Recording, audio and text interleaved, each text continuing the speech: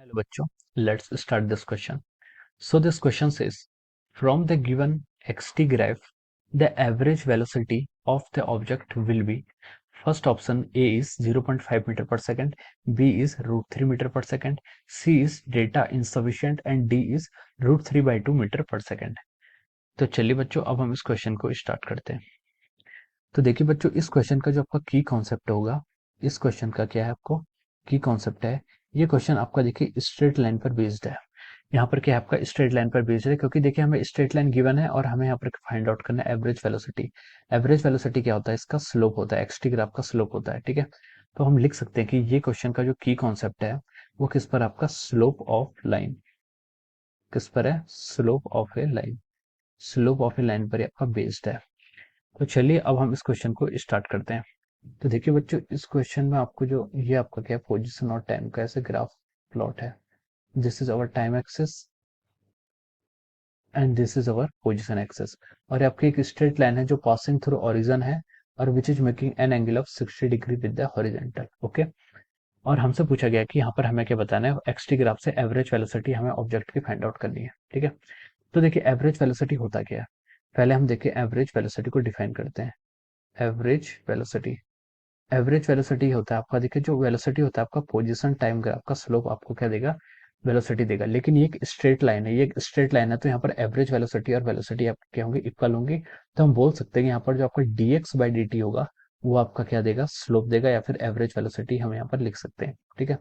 तो देखिए ये जो लाइन है ये एक स्ट्रेट लाइन है, इस स्ट्रेट लाइन का स्लोप क्या होता है, आपको स्ट्रेट लाइन की इक्वेशन लिखनी आनी चाहिए। स्ट्रेट लाइन की इक्वेशन देखिए क्या होती थी, y equal to mx plus c लिखते थे, लेकिन हम वहां पर क्या करते थे, आपका एफ सी से आपका एक्स एक्सिस होता था और ऑर्डिनेट आपका वहां पर वाई एक्सिस होता था। यहाँ पर आपका वाई एक्सिस क्या है, एक्स है, इज इक्वल टू, और एक्स एक्सिस क्या आपका टी है, एम क्या था होता था स्लोप, प्लस सी आपका intercept, intercept on the Y axis होता था वहां पर, यहाँ पर क्या होगा, intercept on the X axis, ठीक है। मैं इसको यहाँ पर लिख भी देता हूँ, एक्स क्या डिनोट कर रहा है यहाँ पर, आपकी एक्स आपकी पोजिशन डिनोट कर रहा है, एम क्या डिनोट कर रहा है, एम आपका क्या है, स्लोप है, टी क्या है आपका टाइम है जो कि आपका एक्स एक्सिस के अलोंग है, और सी क्या है आपका इंटरसेप्ट, इंटरसेप्ट अलोंग, इंटरसेप्ट इन पोजीशन, ठीक है। इंटरसेप्ट इन पोजीशन एक्सिस लिख लेता हूँ, पोजीशन एक्सिस में आपका जो इंटरसेप्ट होगा, या फिर वाई एक्सिस के अलोंग, या फिर इंटरसेप्ट इन पोजीशन एक्सिस, ठीक है। तो ये आपका हो जाता है इक्वेशन ऑफ स्ट्रेट लाइन हो जाती है, ठीक है।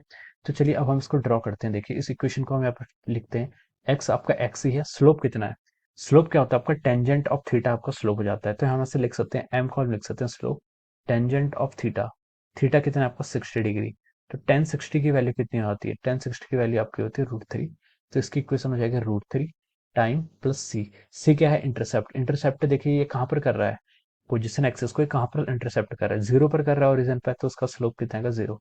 तो x इज इक्वल टू √3, इस लाइन की क्या होगी आपकी इक्वेशन हो गई है, मेक इट इक्वेशन नंबर 1।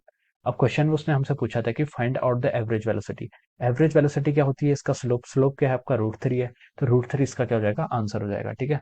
तो हम यहाँ पर बोल सकते हैं कि option B will be our right answer. Option B क्या होगा, हमारा राइट आंसर होगा। इसको हमने यहाँ पर ऐसे बॉक्स कर लिया, और यहाँ पर लिख सकते हैं कि option B is correct. Option B क्या होगा आपका यहाँ से करेक्ट हो जाएगा, ठीक है। So I hope you all understood this concept, all the best and thank you so much.